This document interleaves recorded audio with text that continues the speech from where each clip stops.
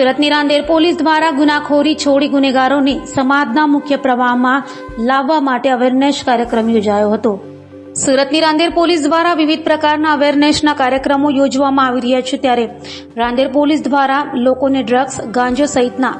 નશાકારક પદાર્થોથી થતા નુકસાન અંગે માહિતી આપવાની સાથે સાથે છરી, ચપ્પુ, તલવાર જેવા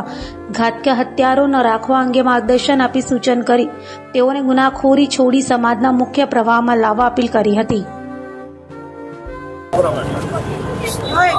સીપી સરના આદેશથી સમગ્ર સુરત સિટીની અંદર એક અભિયાન ચલાવવામાં આવ્યું છે અને અભિયાનની અંદર જે પણ એવા સ્પોટ છે, ધારો કે અમે રાંદેર પોલીસ સ્ટેશનની વાત કરીએ તો રાંદેર પોલીસ સ્ટેશનની અંદર બાપુનગર અને સુભાષનગરની અંદર ગુનાહિત પ્રવૃત્તિઓ કરતા હોય એવી જગ્યાઓએ અમે સ્પોટ પહેલેથી નક્કી કરી અને એ લોકોને અવેર કર્યા છીએ કે તમારી જોડે જો ઘરમાં છરી, ચપ્પા, રેમ્બો, તલવાર કે આવું કંઈ પણ હોય તો એ તમે સત્વરે એ નાશ કરો એનો, અથવા પોલીસ એના ઉપર કડકમાં કડક પગલાં લઈ અને ગુનો દાખલ કરશે।